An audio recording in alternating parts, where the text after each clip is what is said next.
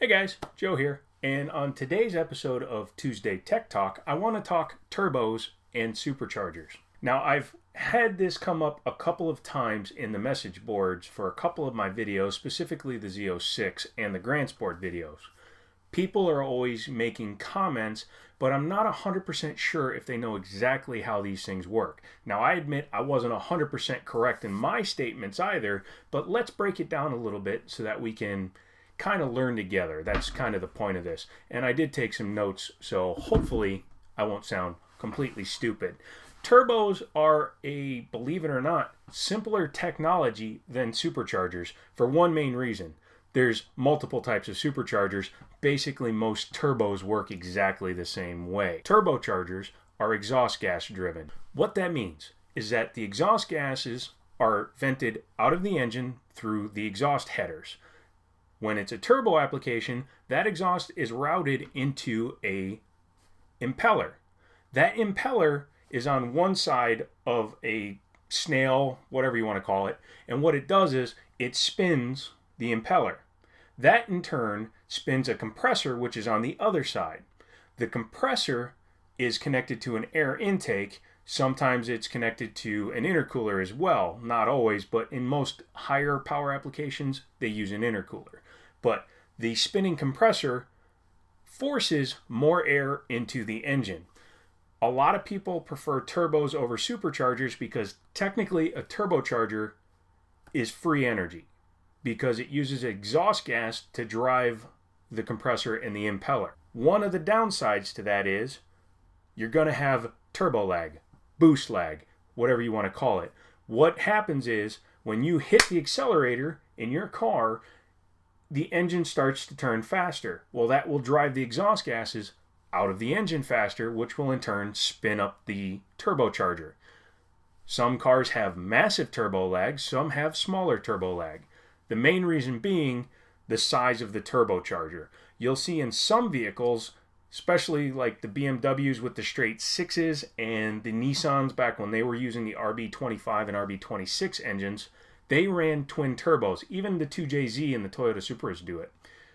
By having a twin turbo setup, you have a smaller turbo that spools up quicker, and that in turn will allow it to make power down low until the big turbo, and that's what this means. If you're ever out on the street and you see me, you do that. I'll know it means big turbo, but it allows it to spin up, and then the bigger turbo comes on at higher RPMs. And if anybody's ever driven, say, a Mitsubishi Evo, you'll know exactly what I'm talking about. Put it in fifth gear at 40 miles an hour, hit that throttle, and the car will just bleh. Reason being is that it takes a little bit of time for the exhaust gases to spin up the compressor in order to make the turbocharger spin up faster in order to drive that air into the engine. Once it does, holy crap, hang on. But until it does, you're going to suffer a lot of turbo lag. You'll see in a lot of street cars, race cars, things like that, where they'll have one single giant turbo. Those cars suck when they're off boost because, for example, the Nissan GT-R, it has a 2.6 liter inline six. It can move a little bit, but it doesn't make a lot of power until the turbos spool up. So keep that in mind as you're looking at your application. You can't put, say, like a 70 millimeter turbo on a 1.6 liter Honda Civic Si and expect to make a ton of power. Number one, that engine doesn't make power till it's spinning anyways, so coupling that to a turbo that's too big, you're just going to be a boggy, off the line, launching at 6,000 RPMs in order to get moving kind of a car. Now for the more complicated subject, and believe it or not, it is more complicated, and that is superchargers. Superchargers come in a few different styles, believe it or not, and depending on which way you go, it will actually affect the performance of the supercharger and your type of engine. So you have to actually be really careful about what you do. Let's start with centrifugal superchargers. Centrifugal superchargers kind of resemble turbochargers when you see them mounted onto the car. However, a supercharger is belt driven. It's driven off of the accessory drive of the engine, be it directly by one pulley to the crankshaft or through an entire serpentine setup. Whatever the case, it's still belt driven. What that does is it allows you to make more boost quicker. Here's where a centrifugal supercharger differs greatly from a root style or a TVS, lithium, twin scroll, whatever you want to call it. The centrifugal supercharger is much more like a turbo in the fact that the power delivery is not linear. The faster that supercharger spins, the more power it's going to make. Now I know you're wondering, I just said that it was driven off the accessory belt, so how is it capable of going faster than the rest of the engine?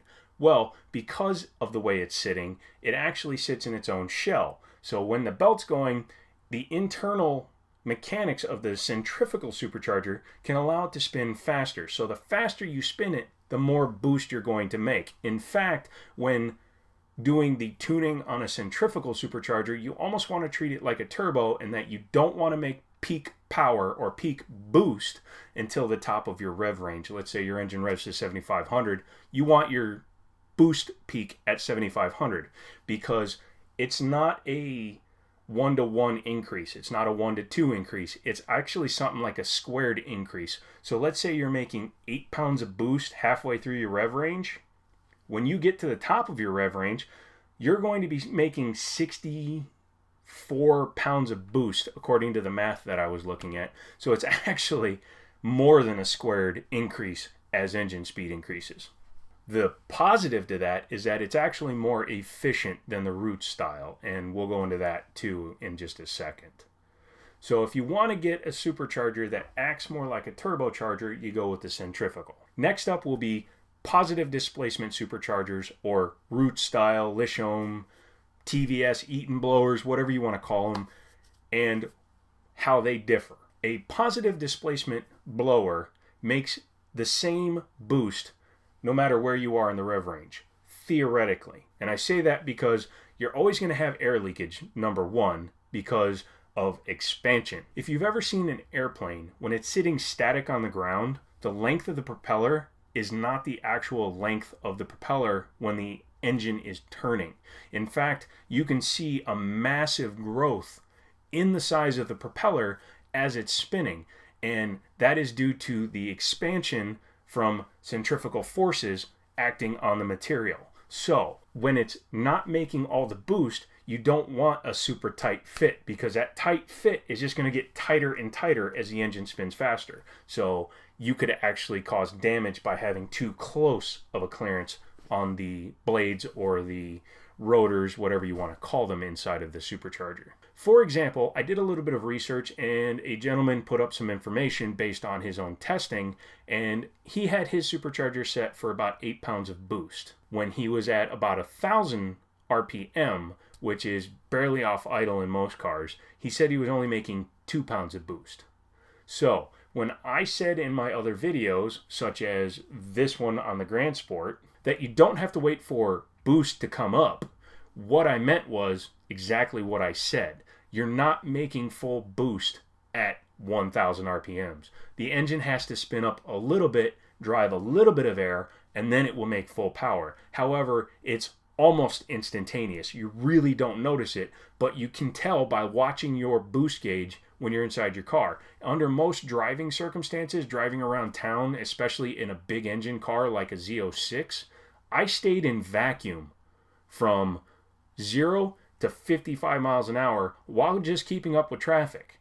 I never once got into boost. That's not to say that it wasn't producing any, it just wasn't a measurable amount on that engine. A 6.2 liter engine that makes 455 or 465 horsepower naturally aspirated isn't going to be saddled as much when it comes time for boost as a 2 liter Honda motor, for example. Another example is the Roush Mustang. The Roush Stage 3 Mustang from 2013 to 2014. That's the example I'm going to use because it's the one I have the most experience with. I've driven my GT Track Pack and a Roush Stage 3, both with 373 gearing and the same transmission, because all they do is they smack a supercharger on top of the 5-liter engine.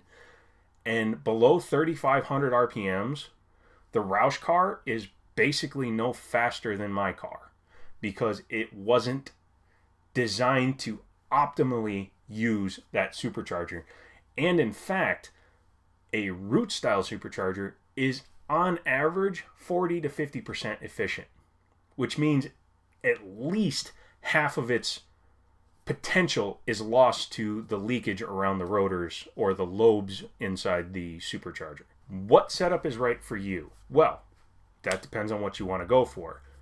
I would suggest on a smaller displacement engine that you go with a turbocharger. The reason I suggest that is because you want something that can exponentially increase power while not causing a lot of parasitic drag on the engine at lower RPMs. If you're going to build a big displacement engine, and I'm talking V8s, 4.7 liter and up, let's say, supercharging it would probably make more sense. When you supercharge it, especially with the root style, it just makes it feel like a bigger engine. You're not sitting there getting whacked every time the boost comes on. OEM manufacturers tend to favor a root style supercharger over a centrifugal because of that very same reason.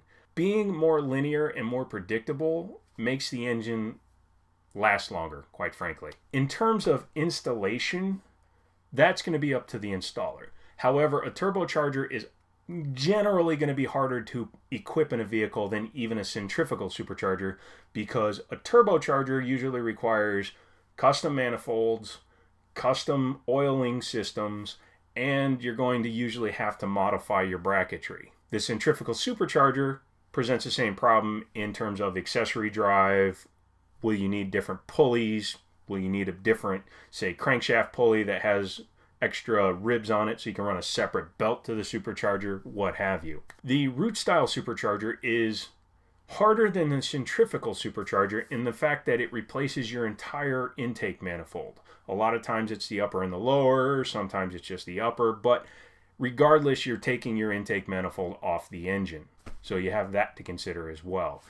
Are you capable of doing things like that in your home driveway or outside of your apartment? If you are, go for it. Personally, my choice, I would kind of lean more towards a root supercharger for my vehicle, mainly because Roush already makes one that's proven to make about 680 horsepower for about 10 grand. But if I wanted to go for a max power setup, I would probably go turbocharged.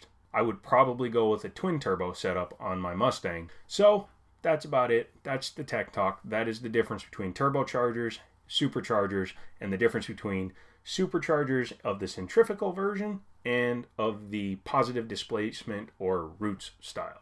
If you have any comments, leave them down below. I could definitely use a thumbs up from you. I hope you're enjoying this series. If you are, please let me know. And a lot of you guys can tell me, especially the newer viewers, by going somewhere around here, or here, or here, or here, and just kind of, finding the red thing. It's like Where's Waldo because it's red and white. Click on that thing, and then I'll know that you like me. So, until the next Tech Talk, I'll talk to you later.